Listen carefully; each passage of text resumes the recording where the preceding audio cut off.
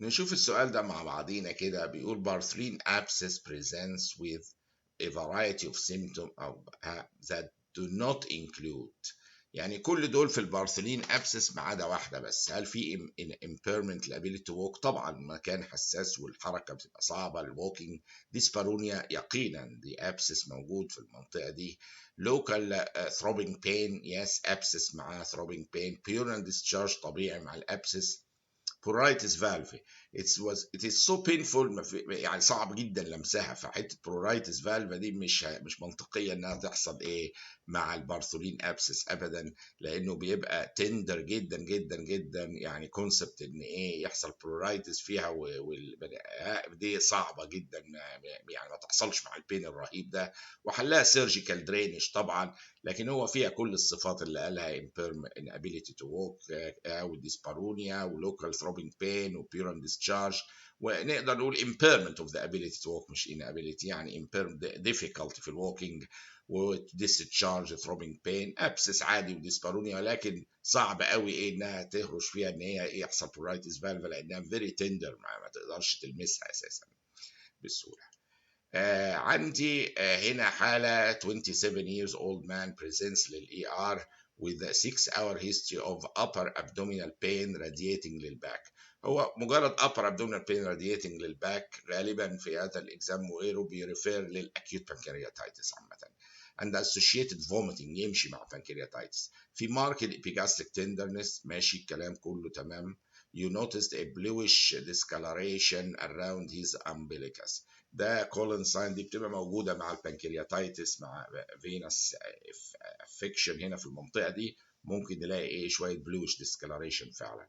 his heart rate 118 and blood pressure 108 على يعني داخل بيقل البلاد بريشر، وده برضو ايه بيحصل عادي بالشوك في الاكيوت بانكرياتايتس بتحصل. which of the following blood analysis would be the most useful in identifying the diagnosis؟ طبعا انا بتكلم من البدايه على اكيوت ابدومينال بين رادياتنج للباك، دي اكيوت بانكرياتايتس، يعني مخي يروح على طول السيرم اميليز ليفل ده، هو ده اللي ما فيهوش تفكير يعني. حتى وده اول سؤال وعلى طول يعني ايه الريسبكتيف، انا حتى دول يعني ما لهمش يعني قيمه في تشخيص الاكيوت بانكرياتايتس، ولكن السيرم اميليز ده هو طبعا ايه اهم حاجه في حاله زي كده، ان انا اقيس السيرم ايه اميليز ليفل. ودي كولين ساين اللي انا بقول لكم عليها ايه اللي هي البلوش ديسكلاريشن اللي ذكرها.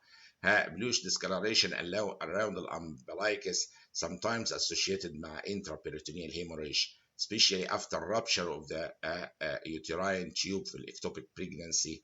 وsimilar discoloration occurs في acute hemorrhagic pancreatitis.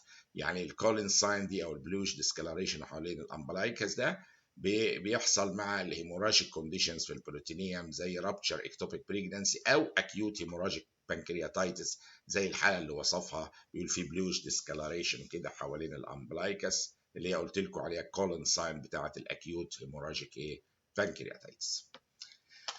الحالة دي حالة statistics في تاون فيها 1000 سيتيزن عندها 10% prevalence من ديزيز معين، يعني نقدر نقول في 100 واحد ايه مصاب بالمرض عندهم.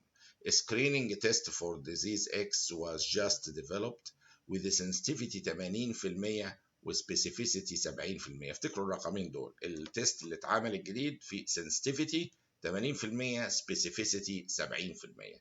How many people without disease X will be falsely diagnosed positive by this screening test؟ يعني في كم واحد في الهلمة دي ما عندهمش الديزيز X ولكن هيبقوا falsely diagnosed لان التست ما هوش 100% sensitive وسبيسيفيك، ففي بعض الحالات هتبقى falsely diagnosed بالتست انها ايه positive بالذيس سكريننج.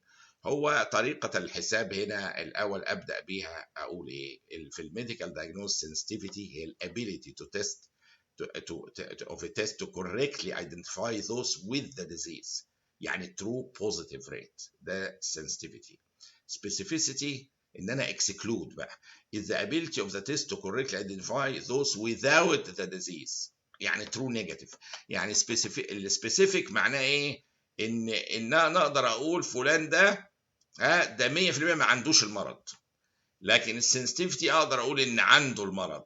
يعني واحد عنده المرض بس ما اقدر لكن ممكن تكون غلط، يعني فولس بوزيتيف، فانا طالع لي النتيجه بوزيتيف، بس هو ممكن في احتمال ما يبقاش عنده، ولكن هي النتيجه قدامي بوزيتيف. ولكن السبيسيفيستي تساوي ان انا يوم ما الاقي ان هو ده التست طالعه نيجاتيف، يبقى الراجل ده ما عندوش المرض. يعني اقدر اتيقن من كده. هي عمليه حسابيه بسيطه، بتبدا بان في 1000 population prevalence 10% تعني ان 900 ان في 100 عندهم المرض مع prevalence 10%، و900 ما عندهمش المرض do not have the disease.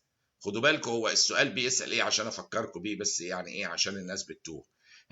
how many people without the disease will be false diagnosed positive بالسكريننج تيست. فهو انا من البدايه كده الناس اللي do not have the disease